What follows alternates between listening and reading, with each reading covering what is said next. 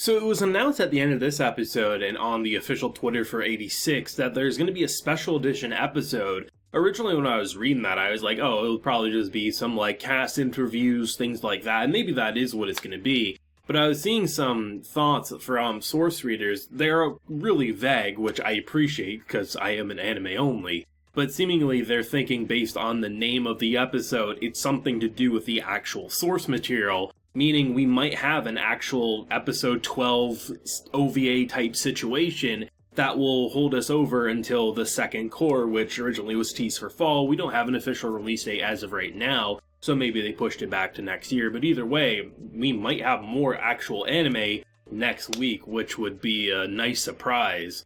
Emotional closure, though, for episode 11. I mean, I don't even know who's alive or dead at this point. I really thought after last week's episode, the way they were directing the Fido death and everything like that, I was like, oh, he's watching their death. But then we kick this episode off seeing that they actually moved on because they just couldn't take him. And, you end literally with a shot of showing, at least it seems anyway, of Shin losing his head, which is what they're building up to, that the Legion wanted Shin's head, probably because they lost a brother, and it was, without a doubt, probably their best general in the Legion forces. So, one would assume Shin's dead. I don't know, though, because anime logic would say until you officially see a body, they aren't dead, but I guess we did see Shin's body, but was it more like of a metaphor? Did he actually get out of there? Was there a last-minute save? How would there be a last-minute save? I mean, it's not like they're around the cannons or anything like they did in the previous battle, so I don't know. All I know is that there's more story after this. Would I love to see more of Shin and Theo and all that? Absolutely.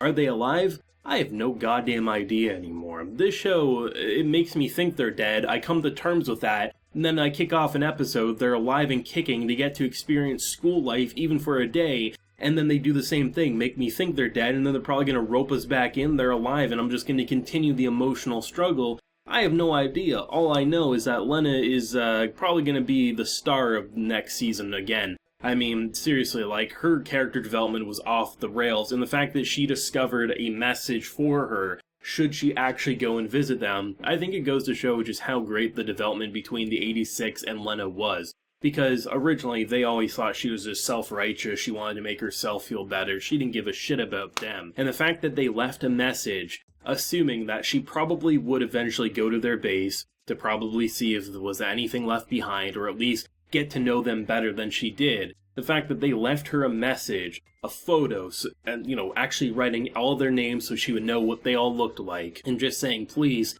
take care of the cat, do this and that. It goes to show how much they actually believed in their handler, something they never would have said at the beginning of the show. Look at how they were treating her and how they always treated handlers. The fact that they left a goodbye message, there was no guarantee she would ever go there, but they did so anyway. And the fact that she got some form of emotional closure and something to leave with, I mean, she probably was hoping to find a sock puppet, that's probably the best thing she probably thought she'd be able to leave with. But the fact that the cat's going with her, I mean, it's going to be interesting to see what she'll do in the second core, because I mean, war's coming, and if there's going to be anyone who can hopefully snap this government into waking up, it's her, but even then, I still doubt anything is really going to change. I did really like her conversation with the mechanic, I guess is what you would call him, who, admits that he himself is an Alba and how he originally dyed his hair and kind of blended in because his wife and kid was taken, and how every time they leave, he actually asks them to kill him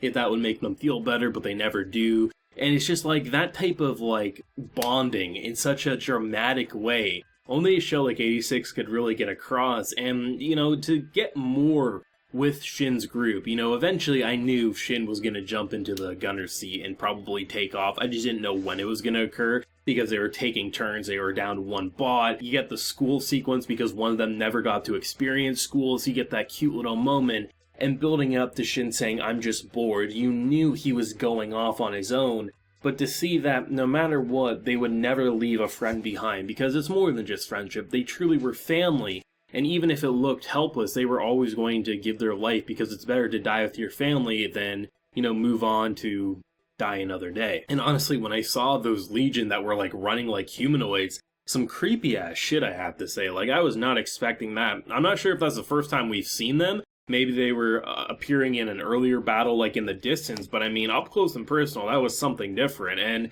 I mean, if they are alive, my biggest question is how, and that will be a very interesting answer that I guess probably Core 2 would answer, because if they are going to remain to be main characters, I mean, you have to show us how that happened. But if they did end up dead there, I mean, I'm glad I didn't see the decapitation and the brutal death that probably occurred. But I mean, the idea of Shin as a Legion commander could be an interesting narrative, him maybe like pushing back against it or just being full on evil. Or Shin, somehow surviving that entire sequence. I mean, I don't know, but it'll be interesting to see what happened. But I'm also terrified because, like I said, I mean, I came to terms last week thinking they were dead, and then I see him in this episode, and I'm like, you're giving me more emotional bonding time with them at school, and I know you're trying to break my balls here.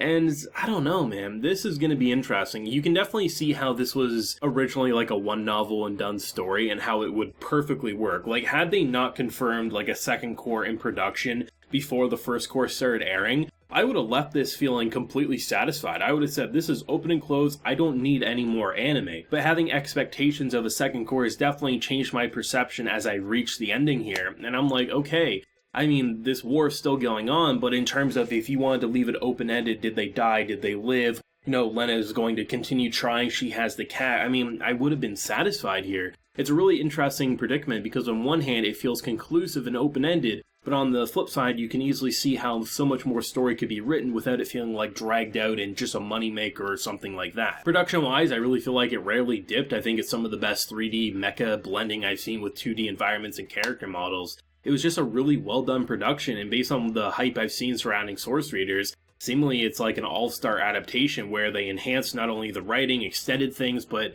I mean, just as an anime-only fan myself, I can definitely see how the directing was just so well done that I can only begin to imagine how it was written and how they really brought to life those words into something that felt like a real military story in the face of, some anime absurdity with how the mechas are working and things like that. Of course, we don't have that in our own world, but with the way they designed them and things like that, it felt completely believable. An absolute all-star masterpiece of a production. I hope the second core can remain the quality that we've seen here, if not surpass it, and I guess we'll see where it goes. I think the one problem, though, with having Lena have the cat now, I was perfectly content just assuming the cat got to live on and, obviously it would keep having new and new owners, but now that the cat's in the focus, it's going to be like that classic sappy movie formula. You're always going to be worried about the animal dying. I mean, it was bad enough having Fido go out. If the cat goes out too, goddamn, there's probably going to be even more of a tearjerker for me than some of these characters seemingly ending up dead, if not completely ending up dead, but that's just me with animals and fiction, I guess. It'll be interesting to see what the special episode will be. If it's an actual anime episode, I'll definitely review it.